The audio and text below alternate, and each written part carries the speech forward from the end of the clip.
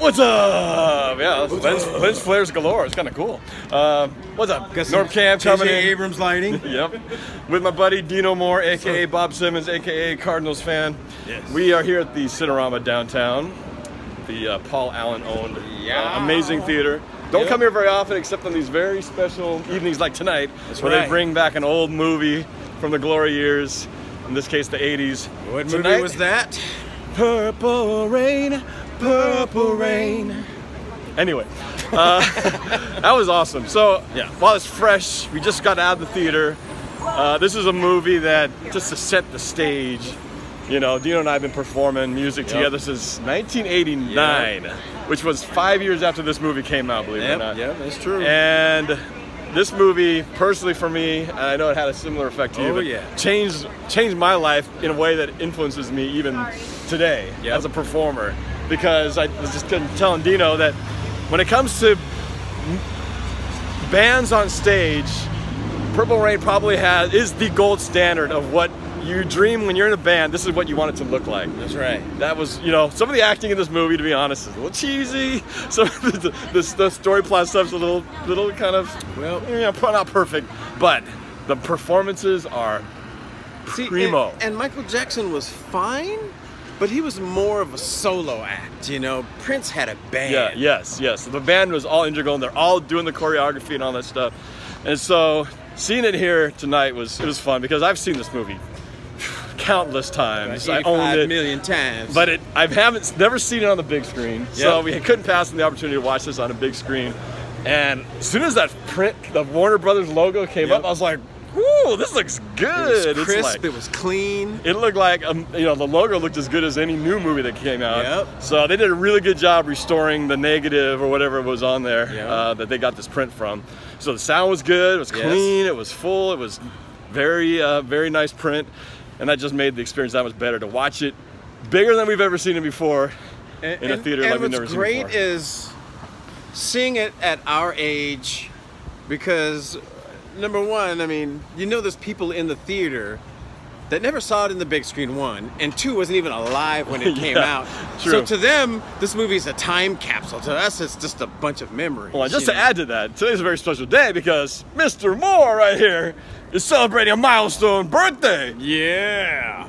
The big 5-0. I am now 50. Officially, as you say, from all the messages you got, you're now officially old. Every message I got on Facebook was, "Happy birthday, old man." So that just sort of dates us and puts us in perspective. But but we were the perfect audience for this movie. This was great, Number one, it helped mold us in our future endeavors, because like he said before, we've all been in bands and we all aspired to achieve what that band did, and we tried our best. And even though we met some roadblocks along the way, we had people fight against us because they did not want you'd be amazed at how many people do not want perfection. Who do not want to be better. It's amazing. To put on that ultimate show where people just walk out going, "What was that I just watched?" But that was great. And even to this day, Dino's still performing live, so he still brings it to the stage. I'm still out there. Just look for me on Facebook. Bob Simmons. Which has significance, by the way, where Bob Simmons comes from. Bob Simmons, we might as well spill the beans right here. So Bob Simmons on Facebook, where that came from was, we were actually recording one of our many songs. This was probably circa 1990, and we did a song called Silly Games. Silly Games. And we decided to do this mock interview with a guy who's like a radio DJ interviewing us about the song we're about to perform. We were so full of ourselves. Hey, let's do a radio about how great we are. But the name of the radio DJ who came up was Bob Simmons. And so we pretended we were being interviewed at a radio station by a radio station we created ourselves just for that. Just for ourselves. We were ahead of our time, man. We were like already thinking press release and publicity before the song. We were YouTube before YouTube. So that's where Bob Simmons came from. For all of you who are wondering, why the heck does Dino Moore go by Bob Simmons on Facebook? So that's the story. I'm still tripped out by these lens flares. I don't think I've ever seen that. Somehow J.J. Abrams. It is. Captain! This is not post. Warp speed! Anyway, yeah, so that was our Purple Rain evening out. I don't know if I'll ever see this again on the big screen. Who knows? Yeah, we may never again. So I'm glad we didn't pass up this opportunity to see cinema perfection. That's right. Thank you for giving my hand a break. So my shoulder's starting to get a little sore. So this movie was just a joy to see. So I mean, if you guys ever get a chance to see it again in the future at a theater, go see it. It's worth it. Yeah, it's worth it. So. It's so good. And I don't know. So we were talking about this when we walked into. I got our when we turned in our tickets, and we were asking, you know.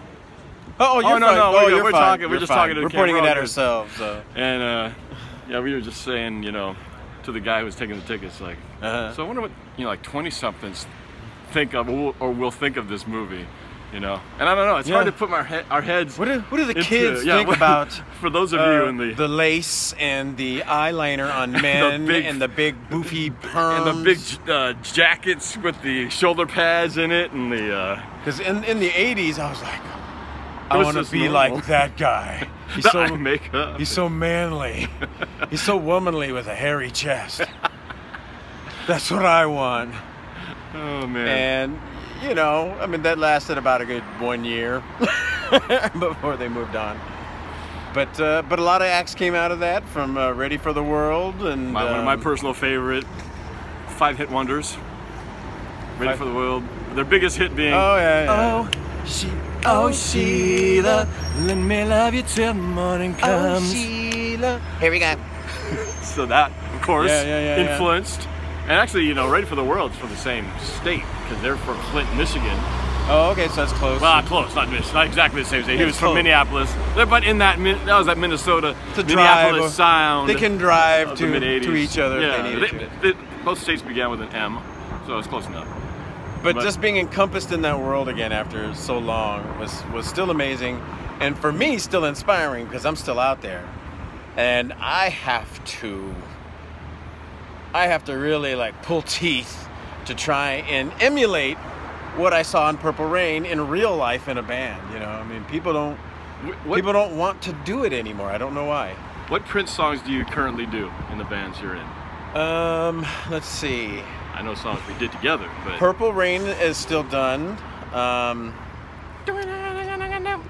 Always Kiss, Wanna Be Your Lover. I wanna be your lover. And that's about it. Those are the ones. Yeah, those are the ones that are mostly done. Yeah. Let's Go Crazy. No. That was more of our band thing. Yeah, we did that. I made our band do that. We did that because we're real fans. That's right. But, well, Doves Cry? Not really one Nobody either. does Doves Cry. That's a great song, but the bass player has nothing to do. That's what we were listening. That's where they eat a sandwich. I've seen bands do that. The keyboardist or somebody eating a sandwich. There's a story behind When Doves Cry. You know, that song has no bass in it, and I think at one point it had a bass, and he just decided. And then Prince said, "I don't want bass." And so there's the bassless song. But Prince, you're crazy. Yes. It's brilliant. Bass. You don't even think about it. Genius. I mean, how many songs do you have where you just have no bass in it? I mean, it's crazy to think that you could actually do a song that would actually reach #1 on the charts, has no bass in it. Yep. So this movie is still just one of the greatest movies of all time for music enthusiasts. Anybody who wants to partake in the business, as Prince would say. Oh, you're in the business? Smack! You got to study. Got to study your. It's the way we are. Your history. So it was also a little lesson in domestic disputes. Oh, man. That movie was definitely pre-Me Too movement. Yeah, there was a lot of #Me Too moments in that movie. You kind of forget to actually watch it. Yeah. Like, geez. Every time something like that happened in my mind, I just think, it was a different time. Definitely It was a different time. You can't get away with throwing a woman in a dumpster or smacking her around more than 3 or 4 times in a movie and think that's okay. Yeah, you couldn't do that anymore, like the old days. Oh man, what is your? This is on the spot, but favorite Prince album? Yeah, it doesn't have to be the #1, but favorite Prince album, favorite song. The favorite Prince album? To be honest with you, I would have to say the favorite Prince album would have to be. I think I know this one.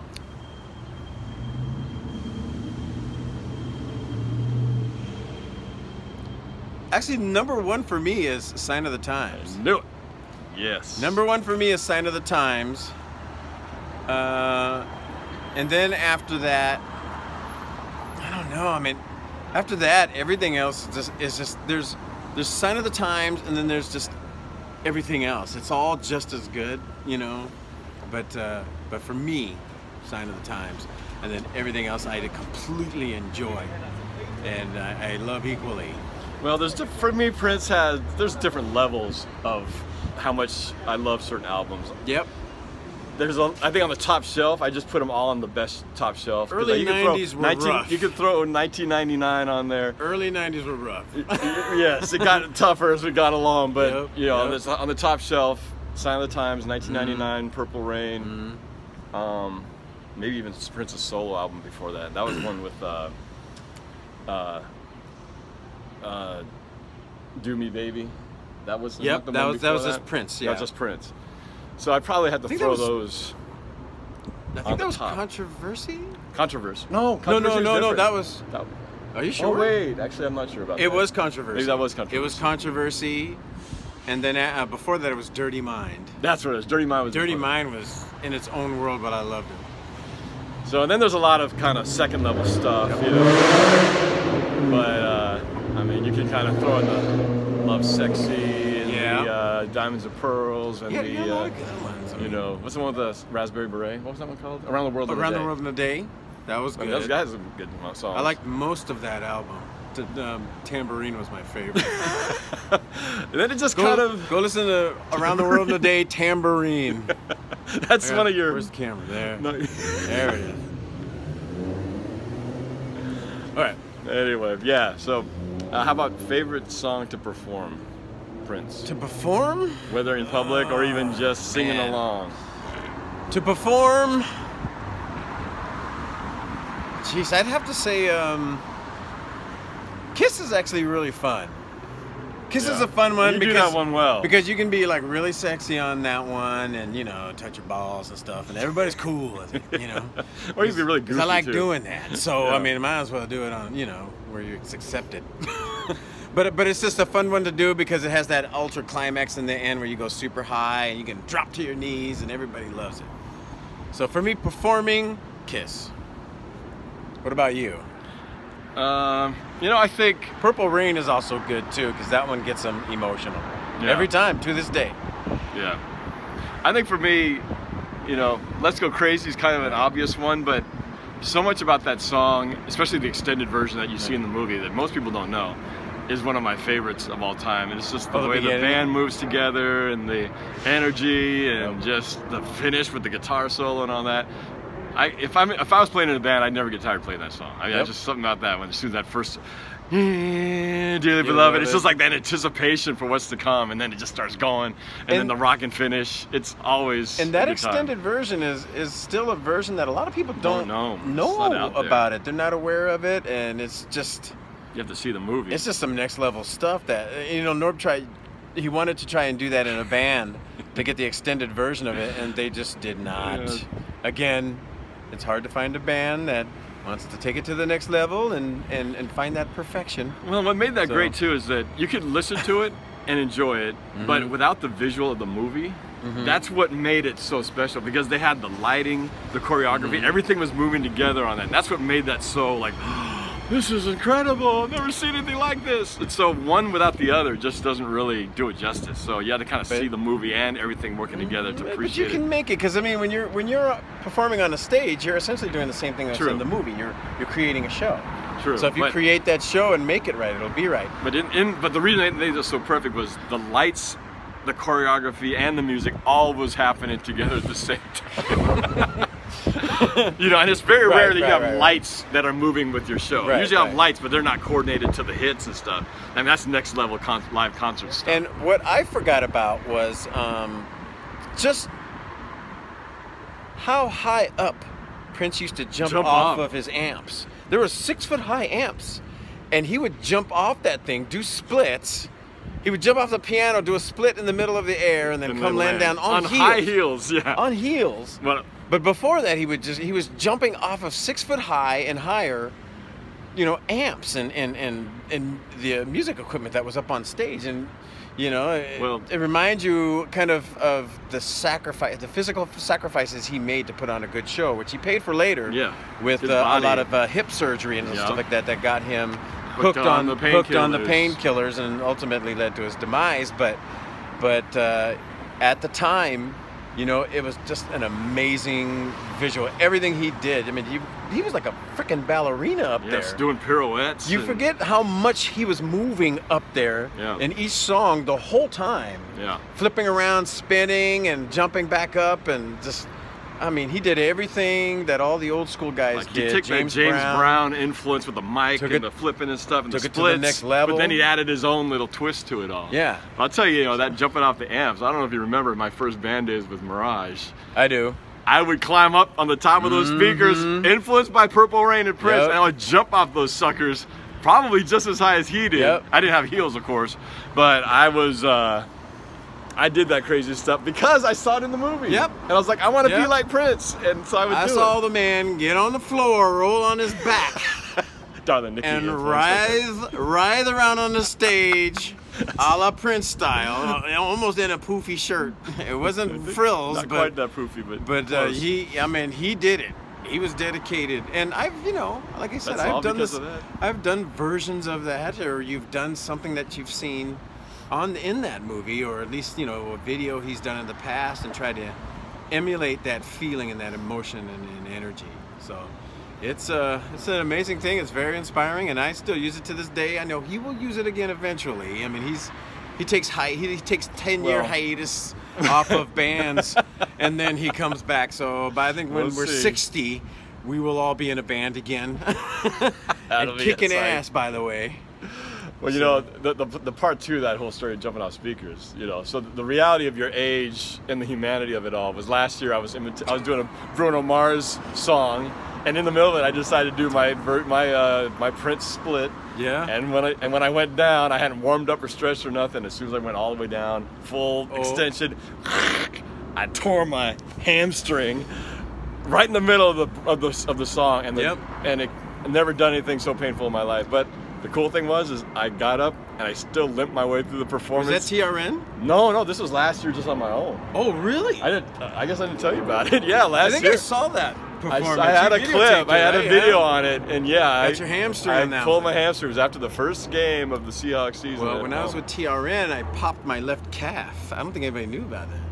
I didn't even know about that. Yep. And it was in the middle of a dance routine, too, and I kept going. I was crazy. Oh, man. I mean, I performed the same night I had a vasectomy. Oh, I remember that. Now, that was crazy. It was a long time ago, but do not try this at home, boys. But, you know, some painkillers are good. Pretty good. That was nuts. So the show must go on, man. The show must go on. A nice choice of words, by the way. The vasectomy night. The vasectomy performance night. Vasectomy, that was nuts. Pun, no pun intended, but that was a really good pun to throw in there. So I'm dedicated.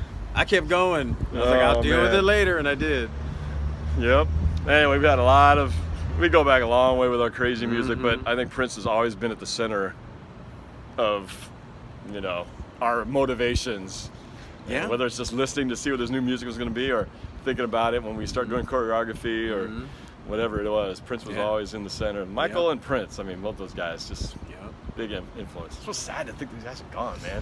It's like of the three icons, Madonna's the last one standing. Who knew that was going to be? To quote a Michael song, they're gone too soon. I mean, really, these guys were about, well, Prince died when he was my age now. Yeah. He was 50 when he went. Well, Michael too, wasn't he also? About 50? Oh, did I say Prince? I meant Michael. Michael, yeah. Michael passed away when he was 50. Prince passed away when he was like 57. Yeah. He was about 57 years old. And so, I mean, I'm the same age Michael was when he passed away. So I'm like, you know, the humanity, the mortality. Yeah, but I didn't, but you think about those things, you know, you think these heroes of yours, you know, could kind of take a hard left like that. You know, those are lessons to be learned from that. Kids, don't do drugs. Don't get hooked on painkillers. Even if it's prescription, know what you're taking. Especially when it's prescription. It's the worst kind. The more you know. All right, now we're going off the deep end. Anyway, happy note. The let's movie wrap was it- great. We'll wrap this up. yeah, Anyway, glad we got to see it. I saw it with the guy who probably the only other person that I know who would truly appreciate this movie and Yep. not just go because, okay, I guess I'll tag along. Yep. This guy would truly appreciate every moment of that frame of that film. And we did. And it was good. Whether it's the last time or maybe we get another chance in our lifetime, but You never know. it was great. That I was say a we really good recreate it. performance. Seahawk style. That's true. We haven't done a true Prince Seahawks collaboration. This is Yeah, true. go Hawks. This That's is right. Hawks. baby. Oh, yeah, that's right. Anyway. Yeah. Oh yeah. I think they're gonna tear it up this year, man.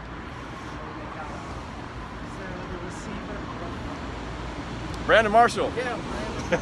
Yep. It's gonna be good, I think. Surprise to people. Oh no, that's cool. All right. Nice to meet you. All right, so we're gonna wrap this up. So this is Norbcam, Mm-hmm. Mr. Bob Simmons, Steve Yeah. Moore. Glad we could do this thing, man. Until next time. All right. See you guys later. Go Hawks, go Prince, go Revolution. Yeah. Peace.